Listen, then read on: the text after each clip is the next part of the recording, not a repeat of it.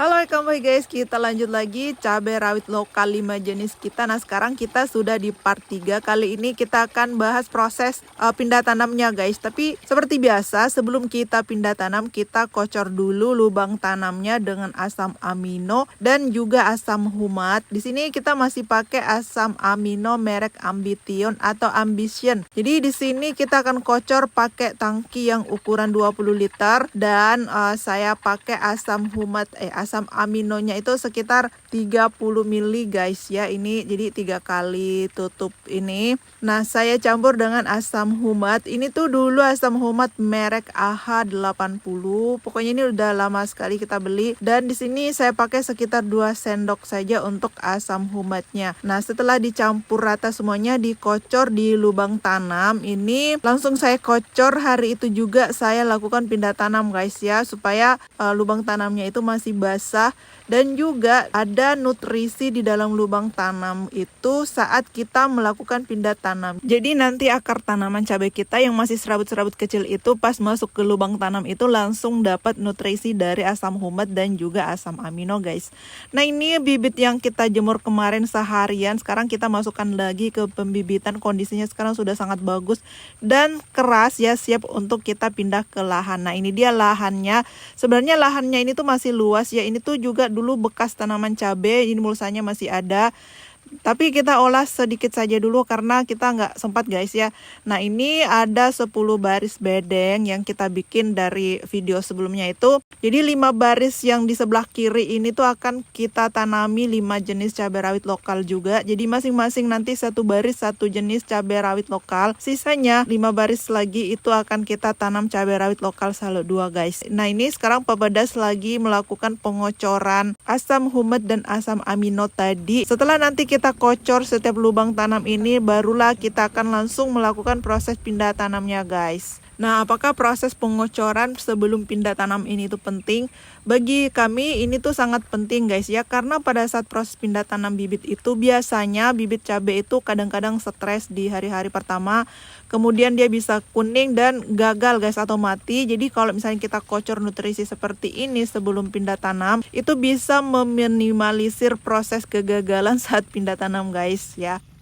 Oke, next setelah lubang kita kocor dengan asam humat dan asam amino, langsung saja kita lakukan pindah tanam guys. Jadi bibit cabai rawit lokal yang akan kita tanam di bedengan yang pertama yang paling kiri ini tuh adalah cabai rawit lokal Poso atau Patalan atau cabai rawit lokal Palu lah ya. Ini cabai lokal Poso yang kami tanam ini kurang lebih 4 tahun kita tanam terus menerus sampai sekarang, dan itu kualitasnya masih sangat bagus. Makanya sampai sekarang cabai lokal Poso ini tuh kita tanam terus di lahan ini karena ya kualitasnya memang sebagus itu.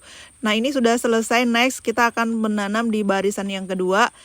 Jadi kita ganti dulu bibitnya. Ini sekarang kita ambil bibit cabai rawit lokal cakar elang yang dari Enrekan guys ya, yang dulu bibitnya kita beli di penjual sayur di pasar. Sekarang kita tanam di barisan yang kedua ini. Jadi satu baris ini tuh isinya kurang lebih 46 atau 45 lubang ya. Jaraknya itu jarak lubangnya itu sekitar 80 dikali 60 cm dan zigzag guys. Jadi agak renggang karena dulu kan di sini kita tanam cabai rawit Poso juga dan itu sangat tinggi ya, karena kita cuma pakai jarak 50 kali 50.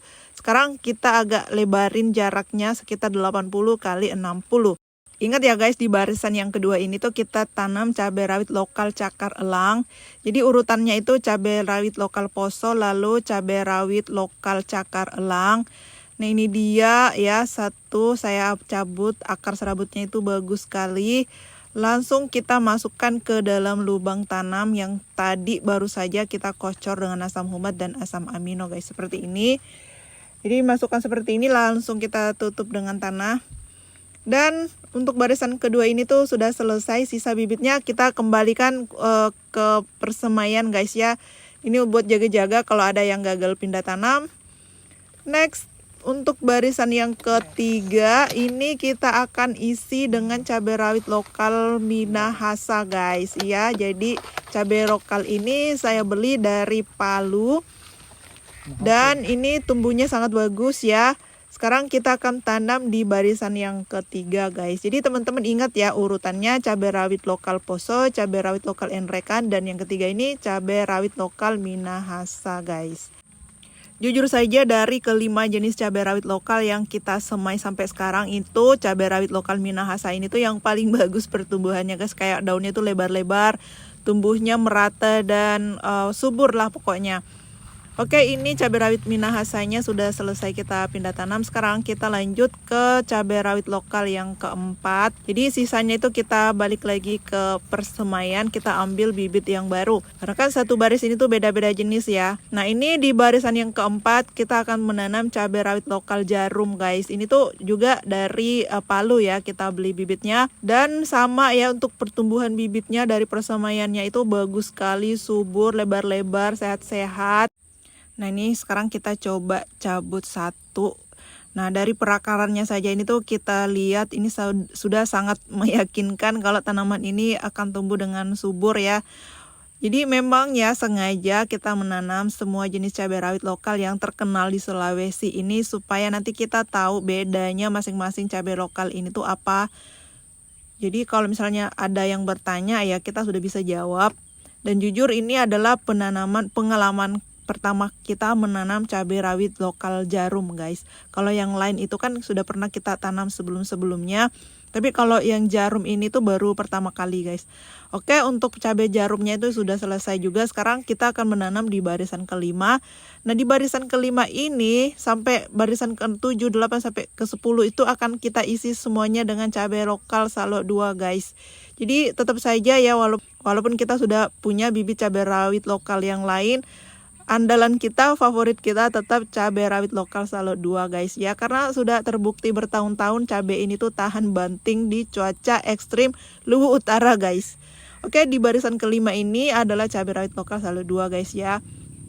Dan ini sudah hampir selesai kita tanami semuanya, kelima-lima barisnya dan kelima jenis cabai rawit lokal andalan kita sudah tanam semuanya.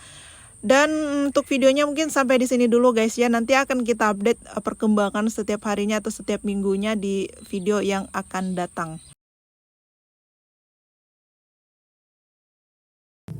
Oh, sudah malam. Ini guys sudah selesai 5 baris ya. Sudah sore, jadi besok baru kita update